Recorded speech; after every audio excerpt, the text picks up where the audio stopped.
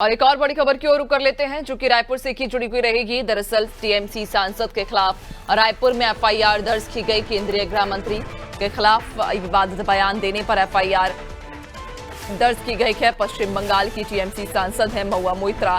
सांसद ने कहा था कि अगर घुसपैठ हो रखी है तो अमित शाह का सिर काट कर टेबल पर रखना चाहिए। गोपाल सामंतों ने थाने में शिकायत भी दर्ज कराई थी।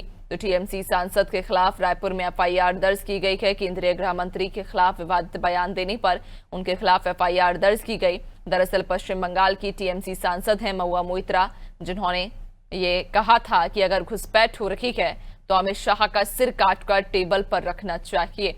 और इसी बयान के बाद इधर रायपुर में उनके खिलाफ एफआईआर दर्ज की गई। गोपाल सामंतों ने ये माना थाने में जाकर शिकायत दर्ज कराई। ज्यादा जानकारी लेंगे सहयोगी पुष्पांजलि लगातार हमारे साथ बनी हुई हैं।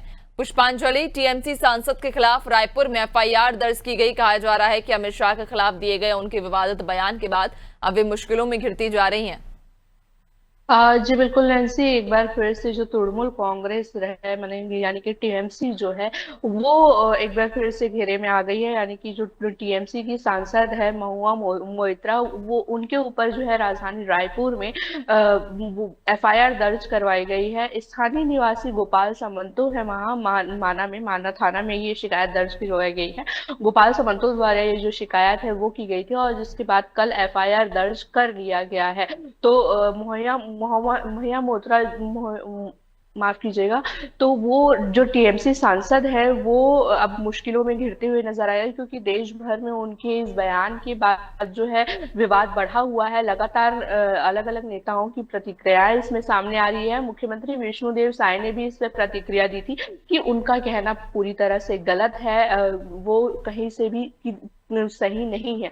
वहीं उप मुख्यमंत्री दोनों मुख्यमंत्री ने भी इस पर बयान दिया था और साथ ही वित्त मंत्री ओपी चौधरी ने भी इस पर बयान दिया था। तो कहीं ना कहीं वो एक बार फिर से मुश्किलों में घिरते हुए नजर आ रही है, क्योंकि ये सिर्फ छत्तीसगढ़ की बात नहीं है, पूरे देश की बात है। और देश में जितने भी भाजपा कार्यकर्ता हैं या फिर जितने भी वरिष्ठ जन हैं, उनमें ये नाराजगी देखी जा रही है कि टीएमसी सांसद द्वारा ये बयान दिया गया है। तो कहीं ना कहीं ये एक गलत बयान है। उसके बाद आज कल राजधानी रायपुर में जो है एफआईआर दर्ज कर ली गई है।